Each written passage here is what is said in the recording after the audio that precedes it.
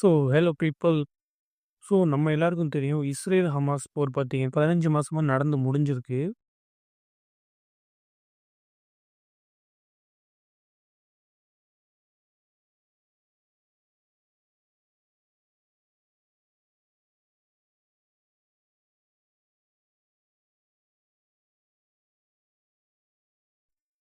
இப்போ இந்த 6 வாரம் ஒரு அமைதி ஒப்பந்தம் போட்டிருந்தாங்க.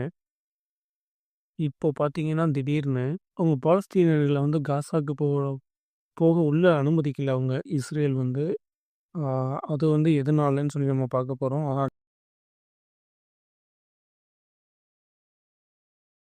அடுத்து ட்ரம்ப் அவர்கள் ஈஜிப்டில் உள்ள ஜார்டனில் அங்கே தங்குறதுக்கு இடம் கொடுக்கணும் அப்படின்னு சொல்லி காசாவில் அனுமதிக்காமல் அங்கே போகணும்னு சொல்லியிருக்காரு.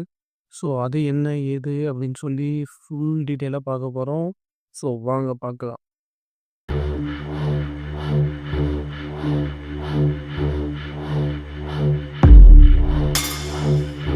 ஸோ த லேட்டஸ்ட் நியூஸ் என்னென்னா, பைடன் பதவி வகித்தப்போ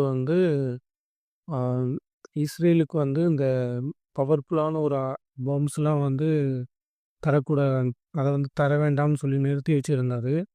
ஆனால் இப்போது பார்த்தீங்கன்னா ட்ரம்ப் அவர்கள் அதை அனுமதிச்சிருக்காங்க.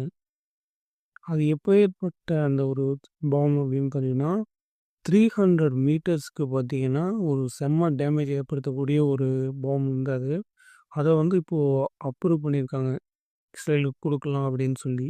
அங்கே பார்த்தீங்கன்னா மக்கள் விடுதலையானவங்க, அப்புறம் அகதிகளாக அங்கே இப்போ ரிட்டர்ன் ஆகிட்டு இருக்கவங்க அவங்க வீடுகளுக்கு போகிறதுக்கு பார்த்தீங்கன்னா அவங்க அனுமதி இல்லை.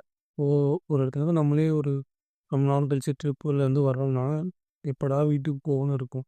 ஸோ அது மாதிரி அங்கே போர் இது எல்லாம் முடிஞ்சுங்கிறாங்க, அமைதி ஒப்பந்தங்கிறாங்க. ஸோ நம்ம எல்லாம் வீட்டுக்கு போகலாம் அப்படின்னு சொல்லி வர்றப்போ பார்த்தீங்கன்னா அங்கே இஸ்ரேல் அவங்க யாரையுமே உள்ளே அனுமதிக்கலை.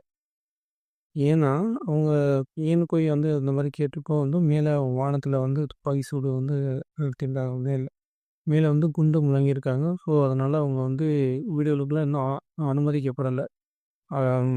என்ன சொல்லியிருக்காங்கன்னா சதர்ன் காசாவில் இன்னும் அனுமதிக்கலைங்கிற மாதிரி சொல்லியிருக்காங்க. அப்படின்னு சொல்லி எதில் சொல்லியிருந்தாங்கன்னா ராய்ட்டர்ஸ் அப்படிங்கிற ஒரு இதில் பேட்டி கொடுத்துருந்தாங்க.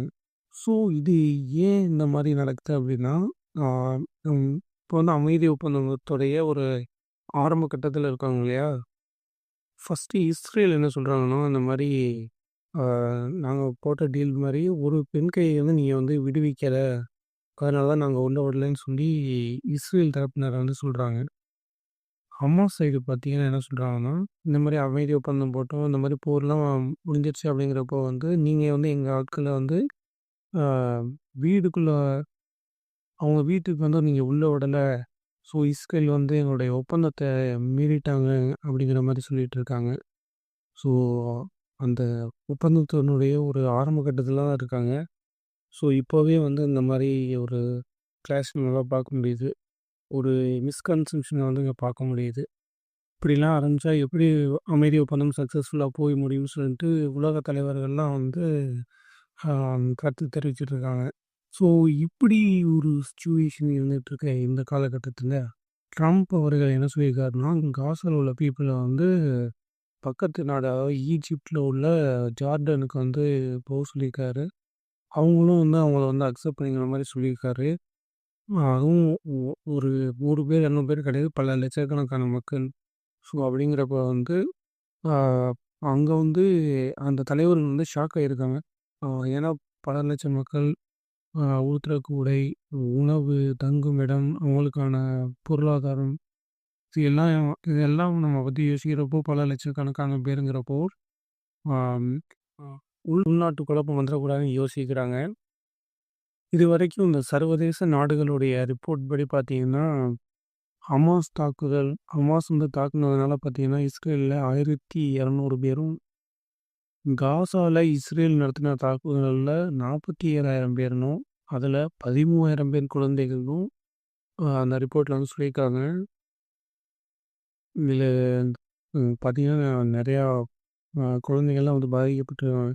ஏன் நேற்றா இல்லை சம் ரீசன்ட் இதில் பார்த்தீங்கன்னா இஸ்ரேல் நடத்திய தாக்குதலில் வந்து வெஸ்ட் பேங்க்னு சொல்லக்கூடிய அந்த பகுதியில் 2 வயது பெண் குழந்தை வந்து கொல்லப்பட்டிருக்குங்க. ஸோ அமைதி ஒப்பந்தம் வந்து நல்லபடியாக முடியணும் அப்படின்னு நானும் நம்புகிறேன்.